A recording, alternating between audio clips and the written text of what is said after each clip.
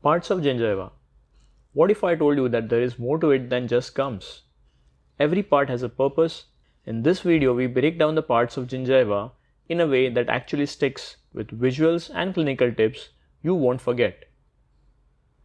So what is gingiva? It is part of the oral mucosa that covers the alveolar bone and encircles the teeth. The importance of gingiva is that it acts as a protective barrier for the underlying structures and also acts as a first line of defense in periodontal health.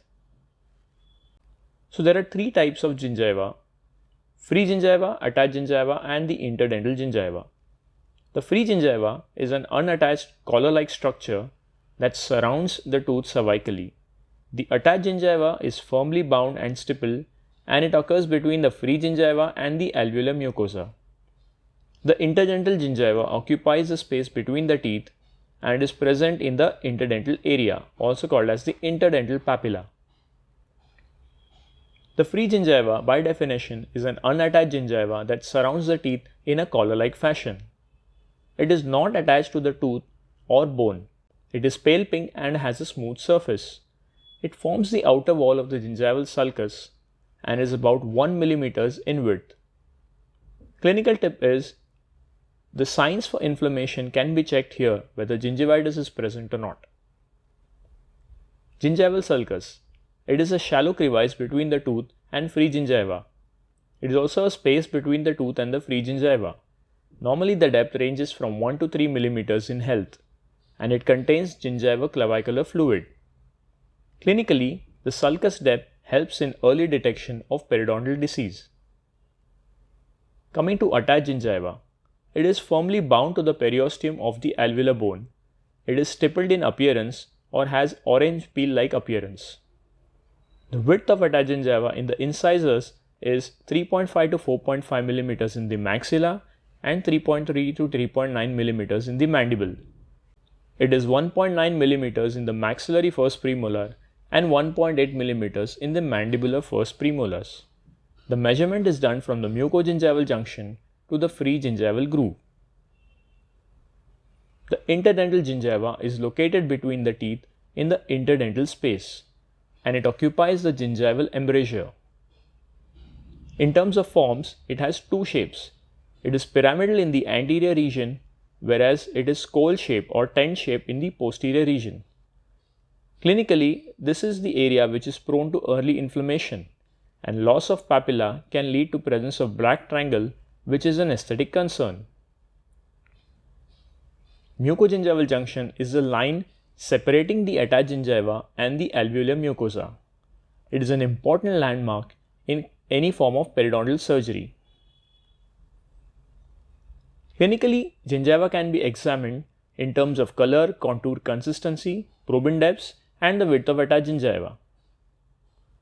The color of attached gingiva and marginal gingiva displays a range from brown, orange to pinkish in appearance. It results from the colors of the vascular supply, the thickness and degree of keratinization of the epithelium, and the pigment containing cells. The size of the gingiva corresponds with the sum total of the bulk of the cellular and the intercellular elements along with the vascular supply.